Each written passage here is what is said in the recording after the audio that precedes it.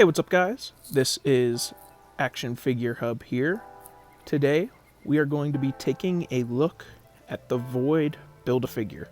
Quite the commanding and hefty figure, probably the heaviest figure that Hasbro has released in the Marvel Legends line in the last couple of waves. Can't think of anyone that would be much heavier. There are probably a few that might be taller, but width and weight, this is probably the largest.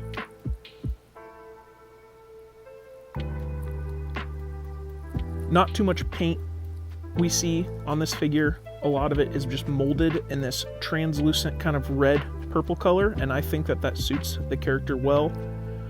Being kind of like an evil century type deal. I'm not completely sure. I'm not familiar with the Void and the comics, but from my short reading, that is kind of what I understand. Articulation is pretty decent on this figure. Of course, this buck was used for the movie Venom. You get good head movement here, can look up a decent ways, take a good uppercut, slip there, but looks down as well.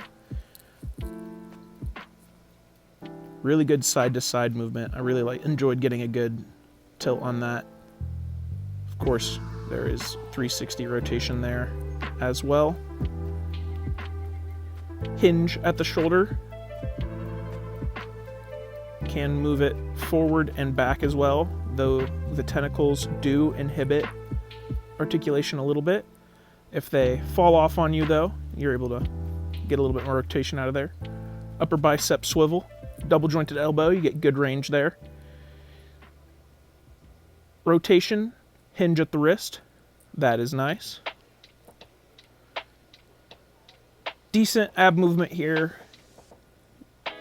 I wish it would go a little farther back, but you get decent forward movement. Again, not too far back. Get a little side-to-side action there. Arnold Schwarzenegger poses. And of course, there's rotation at that diaphragm joint as well. He can kick out decently. The tentacles do get in the way a little bit, though.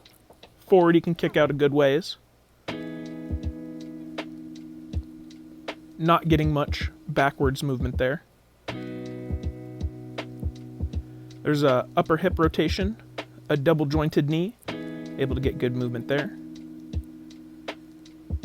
There is an ankle pivot. You get great ankle pivot on this figure, and you also get an ankle hinge.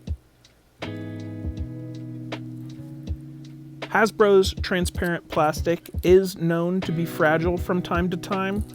I remember the Juggernaut Wave Iceman that I have, after just sitting on the shelf for a number of years. His pelvis piece, I noticed, actually cracked without even moving.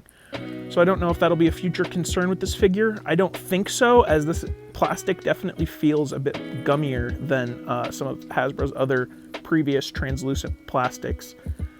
The gumminess of this figure does make it kind of a pain to stand. That was my, and is my, biggest gripe with this figure. The gumminess, especially in the ankles and feet, and the weight of the tentacles really bring this figure down. If you do not have a lot of stands or do not want to pose this figure with a stand, you might have some difficulty with the standing. You will be limited in the poses that you can pull off. I was still able to get some poses that I was particularly happy with. Century Punching Void I thought looked decent. That'll be coming up here for you. As for accessories, you do get 2 fisted hands and 2 open hands.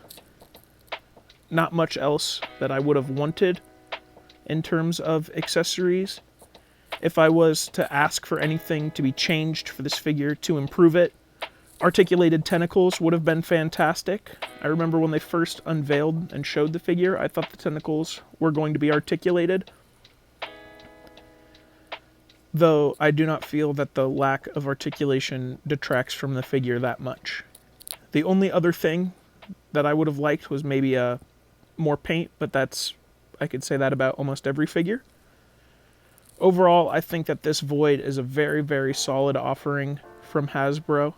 If you want to take the time to collect all the figures at the time of recording, he goes for the same price as buying the entire wave, so I would 100% say it's worth it, and I would support picking up this figure. Thank you all for watching. Hope you like, comment, and subscribe.